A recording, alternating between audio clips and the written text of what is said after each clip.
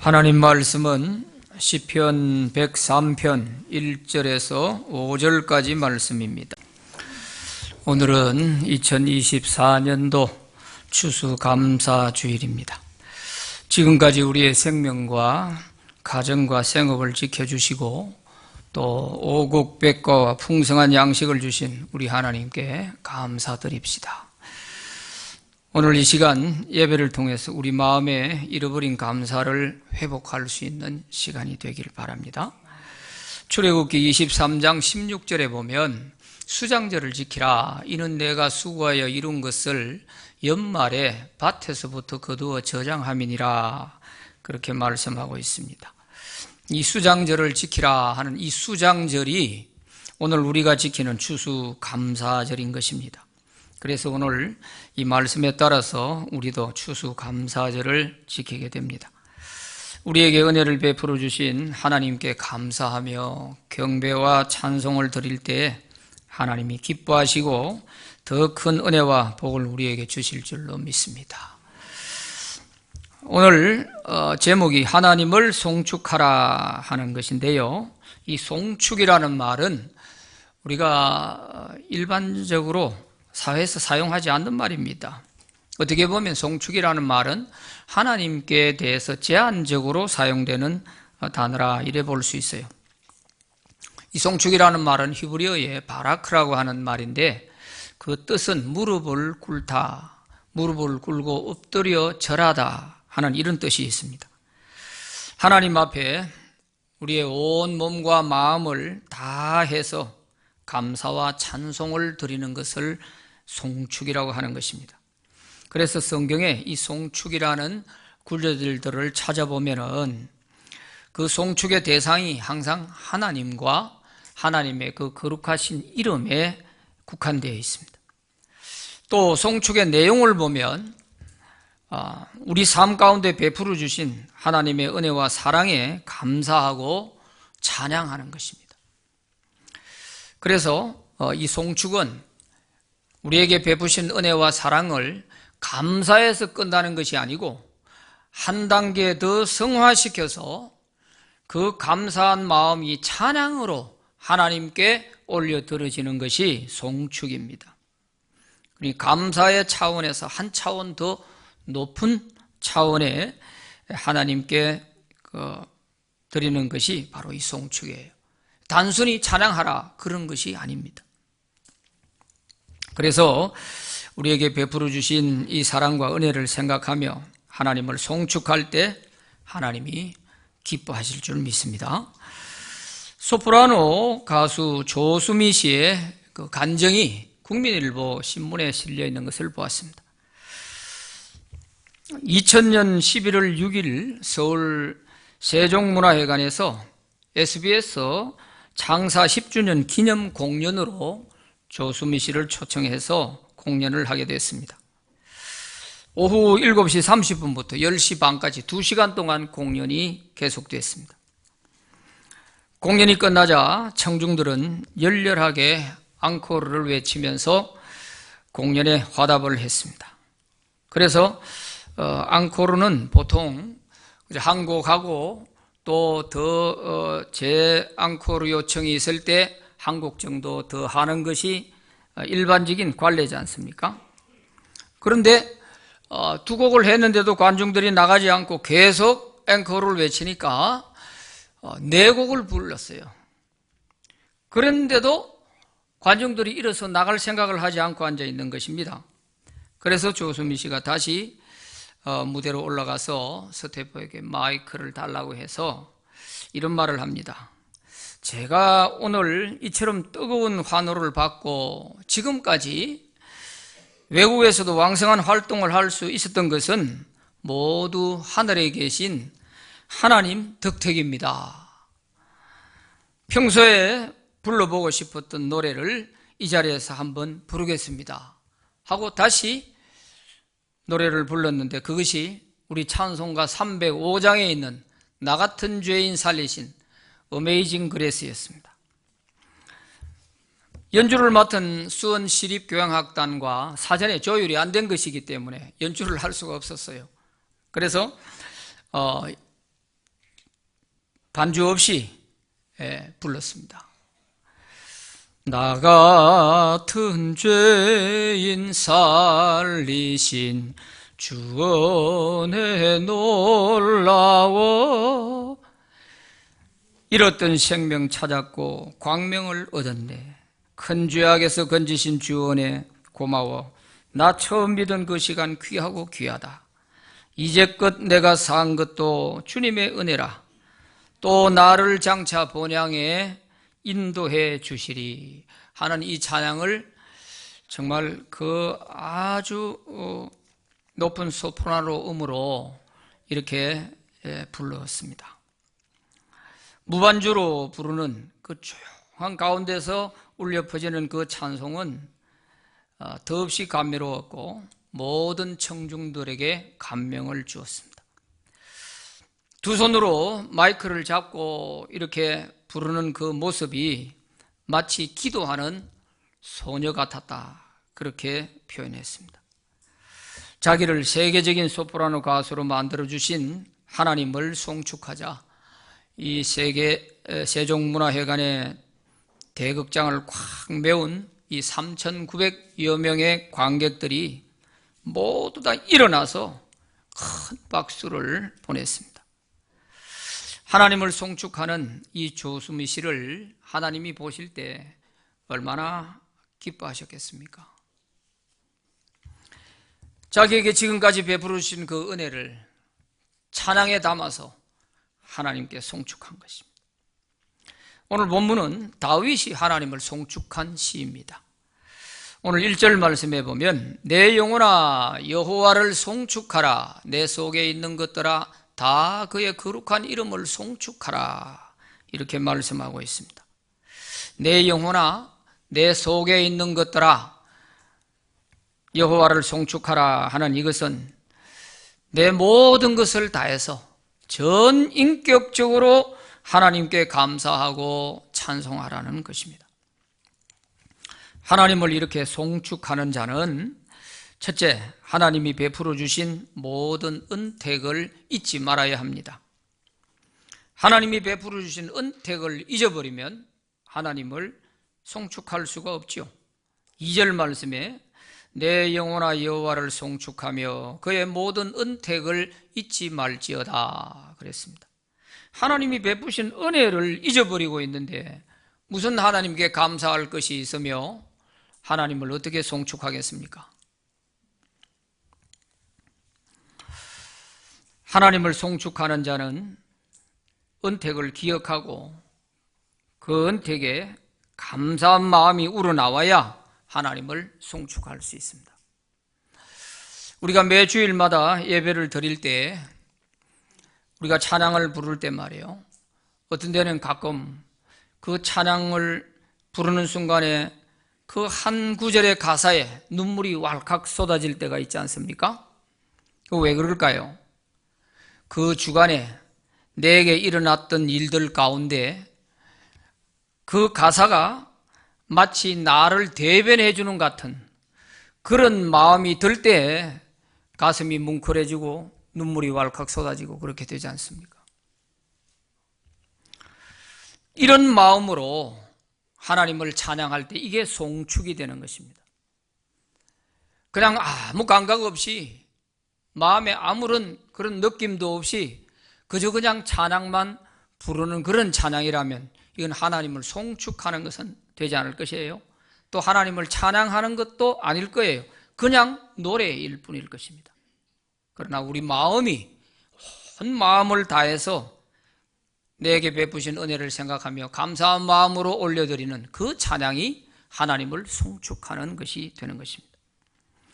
오늘 본문에서 다윗은 자기에게 베풀어 주신 은혜에 대해서 무엇을 송축하고 있는가 보면 첫째는 죄사함의 은혜입니다.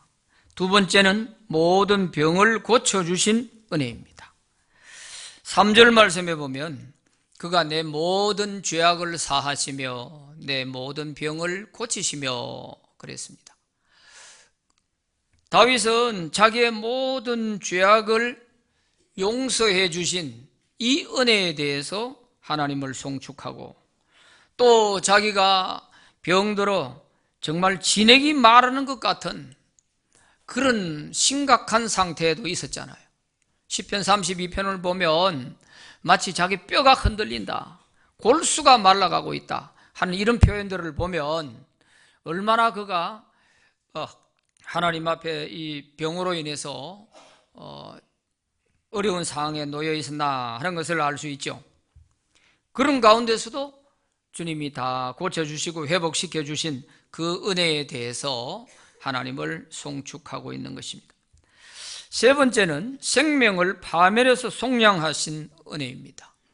네 번째는 인자와 긍휼로 관을 씌우신 은혜입니다. 이것을 송축하고 있어요.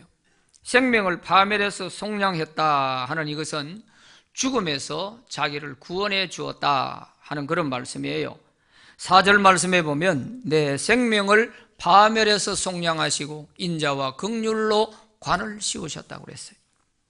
인자와 긍휼로 관을 씌우셨다는 말은 자상하고 친절하게 자기를 지금까지 보호해 주셨다 그런 말씀이에요. 다섯 번째는 좋은 것으로 소원을 만족하게 해 주신 은혜를 송축합니다. 여섯 번째는 청춘을 새롭게 하신 것을 송축합니다. 5절 말씀에 보면 좋은 것으로 내 소원을 만족하게 하사 내 청춘을 독수리같이 새롭게 하시는도다 그랬습니다. 좋은 것으로 내 소원을 만족하게 해주셨다. 다윗은 자기가 하나님께 기도할 때 자기가 구한 것보다 항상 하나님은 더 좋은 것을 주셨다는 거예요. 그래서 항상 자기는 만족했다는 거예요. 또 청춘을 새롭게 했다. 마치 독수리처럼 새롭게 했다. 이 말은 독수리는 1년에 한 번씩 털갈이를 하게 돼요. 그래서 발톱도 부리도 다 털까지 전부 다 이렇게 한 번씩 바꿔주게 돼요. 이렇게 돼야 정말 새 왕이라고 할 수 있는 독수리도 늘 새롭게 힘차게 하늘을 나를 수가 있는 거예요. 이것처럼 다윗은 하나님께서 자기를 이렇게 늘 새롭게 새 힘을 주시고 새 은혜를 주시고 새롭게 해주신 이것에 대해서 하나님을 송축하고 있습니다. 이처럼 하나님이 베푸신 은택을 잊어버리지 않는 사람은 하나님께 감사하고 하나님을 찬송하며 송축할 수 있습니다. 그러나 하나님의 은택을 잊어버린 사람은 아무 감각이 없죠. 절대로 하나님을 송축할 수는 없습니다. 그러므로 하나님이 베푸신 은택을 우리가 잘 기억하고 오늘 또 우리의 마음속에 있는 이 감사가 정말 마음 깊은 곳에서 우러나오는 그런 감사와 찬송이 되기를 바랍니다. 무엇보다도 우리를 죄에서 구원하신 주님의 은혜를 잊어서는 절대로 안 될 것입니다. 우리를 죄에서 구원하여 하나님의 자녀 삼아주신 이 은혜는 우리가 하나님 나라에 갈 때까지 잊어서는 안 될 것입니다. 이거 잊어버리면 그리스도인으로서 생명이 끝난다고 봐도 과언이 아니에요. 이거 잊어버리고 교회만 열심히 왔다 갔다, 이게 그리스도인은 아닙니다. 이것이 항상 우리 마음에 새겨지듯이 새겨져 있고 늘 그저 기도하려고 눈만 감으면 우리를 구원하시고 나를 죄에서 구원하신 이 은혜가 감사해서 그냥 눈물이 절로 흐르는 이런 감격이 우리 마음에서 식어지지 않아야 돼요. 때로는 우리를 질병에서 구원하시고 수많은 위험에서 보호해 주시고 때를 따라 우리의 필요를 채워주시는 그 하나님의 모든 은택에 우리는 감사할 수 있기를 바랍니다. 두 번째로 하나님을 송축하는 자에게는 기적을 주십니다. 시편 50편 23절에 보면 감사로 제사를 드리는 자가 나를 영화롭게 하나니 그의 행위를 옳게 하는 자에게 내가 하나님의 구원을 보이리라 그랬습니다. 감사로 제사를 드리는 자가 하나님의 구원을 볼 수 있다는 것입니다. 감사로 제사를 드리는 자, 그냥 입으로 감사합니다, 감사하는 자가 아니고 감사로 제사를 드리는 자, 여기에 제사는 바로 예배를 말하는 거잖아요. 그래서 우리가 예배를 드릴 때마다 항상 이 감사한 마음이 우리 마음속에 가득 차 있어야 돼요. 그래야 예배에 들어갈 때, 찬양할 때, 말씀을 들을 때 항상 우리 마음이 뜨거워지는 거예요. 감사한 마음이 없는 예배는 그냥 앉았다 가는 것입니다. 찬양을 해도 그냥 노래를 부르고 가는 것입니다. 이렇게 되지 않으려면 우리가 감사로 정말 충만한 그런 예배가 되어야 이런 예배를 드리는 자에게 하나님이 구원을 주신다. 구원의 기적을 주시는 거예요. 그래서 어려운 일이 있을수록 오늘 내가 이 모양 이 모습으로 교회 가봐야 뭐하냐, 사람들 보기에 초라한데, 이건 다 마귀의 속삭임들입니다. 어려운 일이 있을수록 하나님께 더 나아가서 그 어려운 조건 중에서도 하나님께 감사하면서 이렇게 예배하는 자에게 구원의 길이 열리는 거예요. 빌립보 감옥에서 찬송하다가 구원받은 바울과 실라를 우리는 잘 압니다. 바울은 복음을 전하다가 감옥에 끌려가서 죽도록 맞았어요. 정신을 잃어버렸어요. 지하 깊은 감옥에 갇혔어요. 손과 발에는 쇠사슬로 묶어서 다 묶어놨어요. 감옥 문은 철창으로 굳게 잠겨 있어요. 꼼짝할 수가 없는 거예요. 그런데 한밤중에 정신이 돌아오자 바울과 실라는 하나님을 찬송하고 기도했습니다. 그러자 기적이 일어나가지고 하나님이 그들을 그 감옥에서 꺼내주신 것 아닙니까? 사도행전 16장 24절부터 26절까지 같이 한번 읽어봅니다. 시작. 그가 이러한 명령을 받아 그들을 깊은 옥에 가두고 그 발을 차고에 든든히 채웠더니 한밤중에 바울과 실라가 기도하고 하나님을 찬송하며 죄수들이 듣더라. 이에 갑자기 그 나서 옥터가 움직이고 문이 곧 다 열리며 모든 사람의 매인 것이 다 벗어진지라. 보세요. 기적이 일어났잖아요.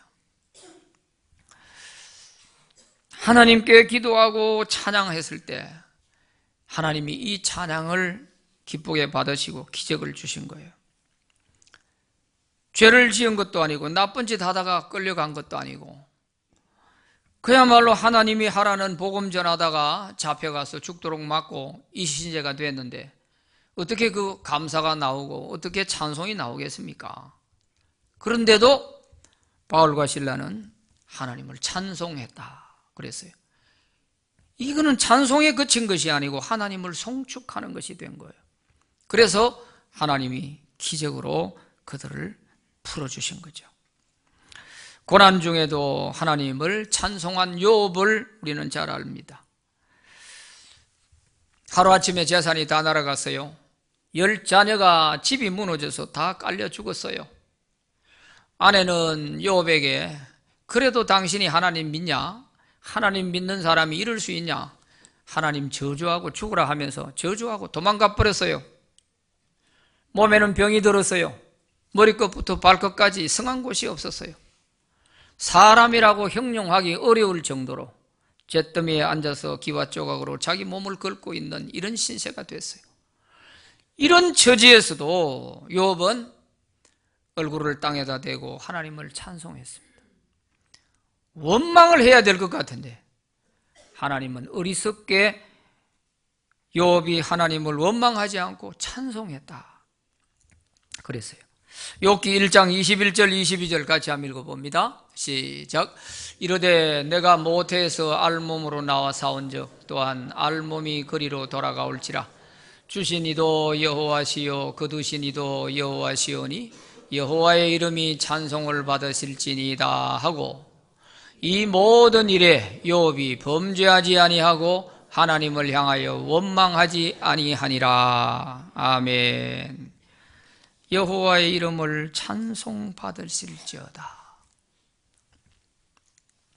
원망을 해도 시원치 않을 그런 상황이지만 욥은 하나님에 대한 그 신앙의 절개를 지키고 하나님을 찬송했더니 하나님이 그 욥을 보시고 다 갑절로 회복시켜 주셨어요. 병도 고쳐주셔서 배로 더 살았어요. 한 70세쯤에 이런 고난을 당했는데 욥이 140세까지 살았습니다. 자녀들도 다시 다 회복시켜 주셨어요. 건강도 좋아졌어요. 재물도 다 2배로 더 늘어나게 해 주셨어요. 그런데 아내는 둘을 안 준 것 같아요. 어찌 됐는지 모르겠는데 이렇게 가장 밑바닥에 떨어졌을 때에도 하나님을 찬송하고 하나님께 그런 가운데서도 원망하지 않을 수 있었던 이 욥을 하나님이 얼마나 이쁘게 보셨을까요? 오늘 고난 중에 있는 분들 계시면 우리가 이 욥을 생각하면서 이제 바닥을 쳤으니 나는 올라갈 일만 남았다 생각하고 그 하나님을 찬송할 수 있기를 바랍니다. 감사할 수 있기를 바랍니다.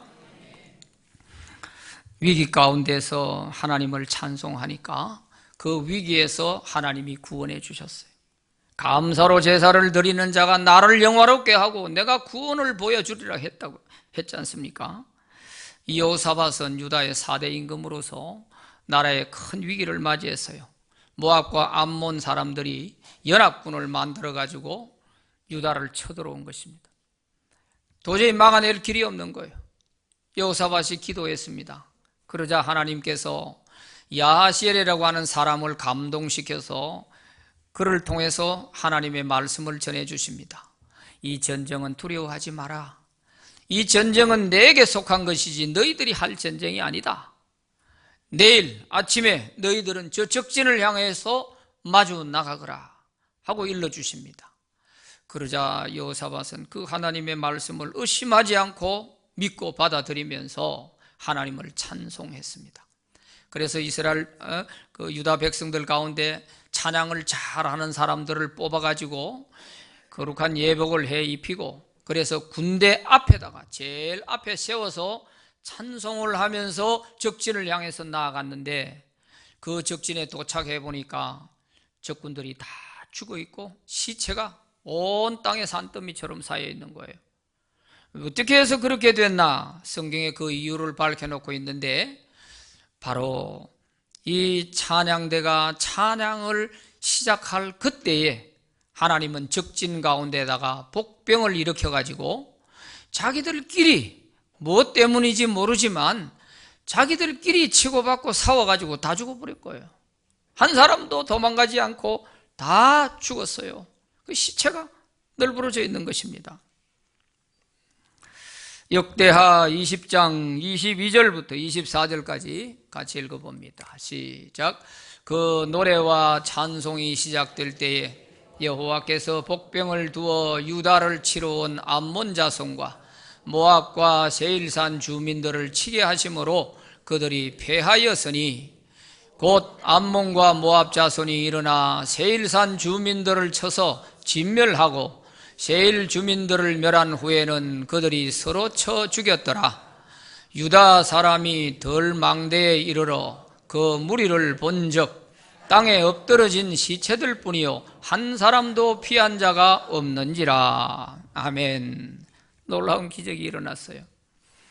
아무리 큰 위기를 만났어도 하나님께 기도하고 하나님께 응답받고 하나님을 찬양하고 했더니 기적이 일어나서 손 하나 대지 않고 적진들이 자기들끼리 그냥 다 치고받고 해서 다 죽었어요. 이렇게 하나님을 송축하는 것이 얼마나 놀라운 일인지 이걸 여러분 좀 잘 기억하시면 좋겠어요. 내게 어떤 위기가 있고 우리 가정에 어떤 위기가 있어도 염려하고 걱정할 것이 아니고 인간적인 머리 쓰지 말고 하나님께 감사하면서 하나님이 다 뜻이 있어서 우리를 만나게 하시고 하나님의 뜻 가운데 이루어진 가정인데 그저 하나님 감사합니다 하고 하나님을 찬송하는 그런 가운데 기적이 나타나기를 바랍니다. 인간적인 머리는 서면 설수록 사탄에게 잡히기 쉽습니다. 서울 영암교회의 한 자매는 혀암에 걸려가지고 이제 이 혀를 잘라야 될 그런 순간이 됐어요. 그래서 입원해서 검사 다 하고 이제 수술을 하는 날이 됐어요. 수술을 하는 날 아침에 이제 자기가 가만히 생각해 보니까 이 혀를 자르면 이제는 내가 더 이상 말도 하기 어려울 뿐만 아니라 더 마음 아픈 것은 하나님을 찬송할 수 없다는 거예요. 그게 너무 마음이 아픈 거예요. 그래서 그가 내 인생의 마지막 찬송이다 이래 생각하고 기도하고 찬양을 했습니다. 내 구주 예수를 더욱 사랑하면서 이 314장 찬송을 눈물로 부른 거죠. 그래서 찬송을 다 마치고 이제 시간이 돼서 수술실로 가는 것입니다. 그런데 그날따라 수술실에 가면 바로 그냥 수술을 해야 되는데 그 담당 주치 의사가 자매님 한 번 더 검사를 해보고 합시다. 이래서 다시 검사를 했는데 이 혀암이 온데간데 없이 사라진 거예요. 놀라운 거예요. 이렇게 우리가 극적인 상황 속에서라도 하나님을 찬송하고 감사한 마음과 그 은혜에 송축하는 이런 마음이 있는 자에게 하나님이 기적을 주시는 거예요. 오늘 시편 50편 23절에 감사로 제사를 드리는 자가 나를 영화롭게 한다고 그랬어요. 하나님을 영화롭게 하는 거예요. 하나님이 그냥 두고 볼 수가 없는 거예요. 그래서 기적을 주셔서 구원해 주시는 거예요. 이런 하나님을 우리가 믿고 있으면서 그 하나님은 남의 하나님 같고 내 하나님은 항상 뭐가 아무것도 안 되는 것 같고 이렇게 생각하면 안 되잖아요. 다 동일하신 하나님이에요. 문제는 우리 마음에 달려 있는 것입니다. 데살로니가전서 5장 18절에 범사에 감사하라 이는 그리스도 예수 안에서 너희를 향하신 하나님의 뜻이니라 그랬습니다.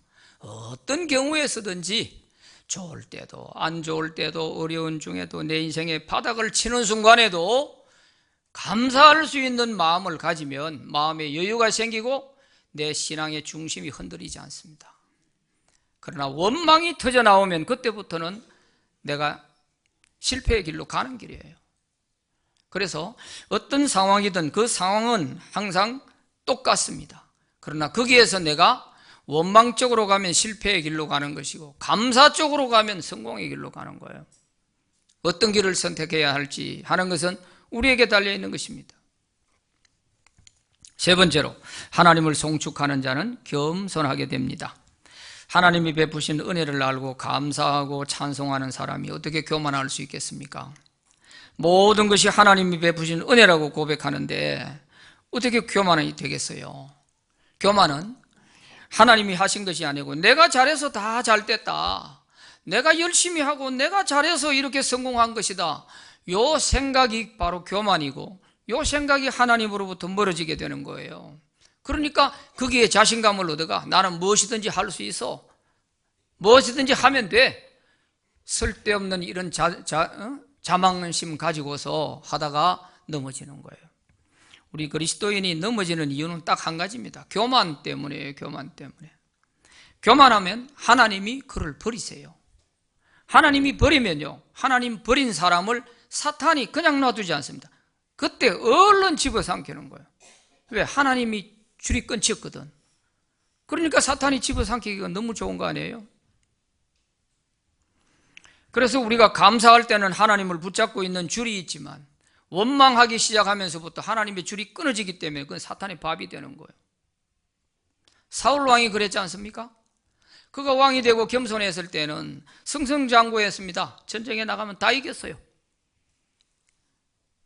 그랬는데 그가 교만해지면서부터 하나님 말씀을 듣지 않아요. 아무리 일러줘도 자기 생각대로 사는 거예요. 자기 고집대로 해요. 그렇게 되자 하나님이 정말 너무너무 마음 아파하시면서 내가 사울을 왕으로 세운 것을 후회하노라 하면서 내가 사울을 버렸노라 그랬어요. 성경에 어떤 인물에 대해서 내가 버렸다 하는 말은 사울밖에 없어요. 제일 비참한 사람이에요. 하나님께 버림받는 사람. 이렇게 하나님이 사울을 딱 버리는 순간 악신이 그에게 들어가 가지고 그때부터 사울을 끌고 다니면서 비참하게 살게 만드는 거예요. 너무너무 괴롭히는 거예요. 그래서 죽는 날까지 악귀에 시달리다가 죽었지 않습니까?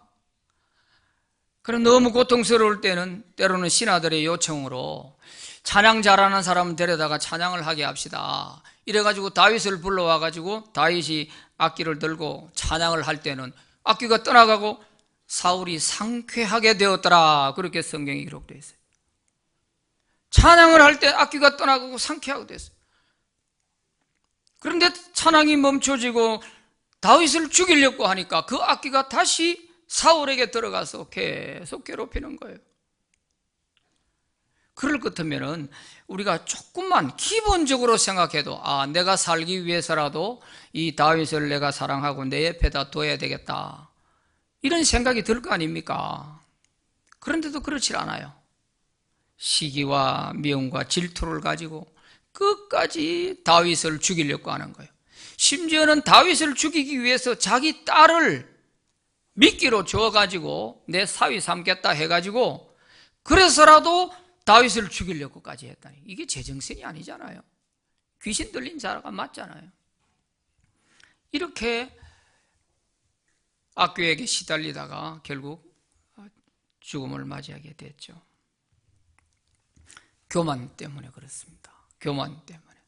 겸손할 때는 하나님 말씀이 귀에 들어오고 하나님 말씀의 순종이 어렵지 않게 됐는데 교만해지기 시작하면서부터 하나님 말씀이 귀에 안 들어와요. 설교가 귀에 안 들어온다 하면요, 심각한 문제입니다. 심각한 문제예요. 설교가 귀에 안 들어온다 하면은 정말 한번 자세히 돌아보셔야 돼요. 내 마음에 혹시 교만이 없는가? 하나님하고 내가 뭔가 막힌 게 없는가? 이 생각해야 돼요. 말씀이 귀에 들어와야 돼요. 말씀이 귀에 안 들어오니까 순종이 안 되게 되고 자꾸 자기 길로 가는 거죠. 그래서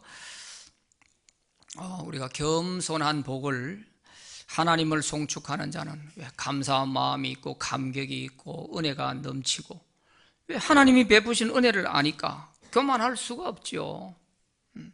모든 것이 다 하나님의 은혜입니다. 주신 이도 하나님이시요 가져가신 이도 하나님이시요 내가 망하든 흥하든 다 하나님의 은혜입니다. 이런 사람이 어떻게 교만해질 수가 있겠어요? 교만할 수가 없죠. 그렇지만 벌써 하나님을 송축하고 마음에서 감사가 사라진 사람은 모든 예배를 드려도 하나의 형식밖에 안 돼요. 찬송을 불러도 그저 노래 부르는 것에 그치고, 예배를 드려도 예배 시간에 앉아서 말씀은 귀에 안 들어오고 다른 생각하다가 그냥 가는 거예요.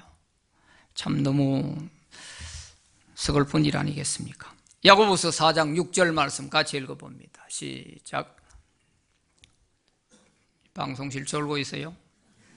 시작.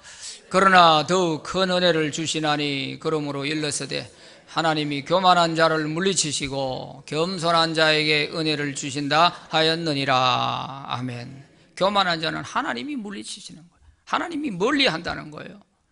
겸손한 자에게 은혜를 주십니다. 하나님이 물리치시면 사단이 얼른 집어먹습니다. 잠언 18장 12절 시작. 사람의 마음의 교만은 멸망의 선봉이요 겸손은 종기의 길잡이니라. 아멘.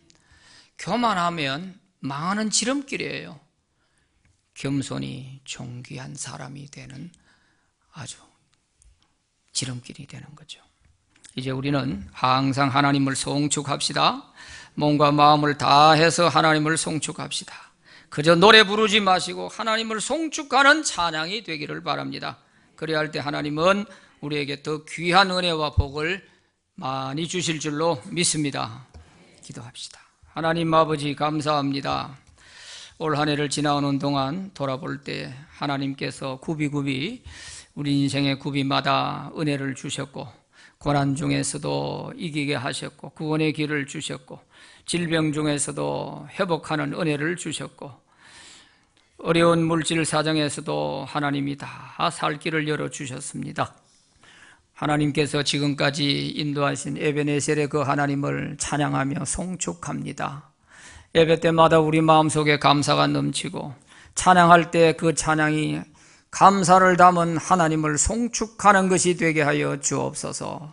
그래서 우리 온 성도들 가정가정마다 하나님의 놀라운 그런 송축을 통한 기적이 있게 하여 주시옵소서.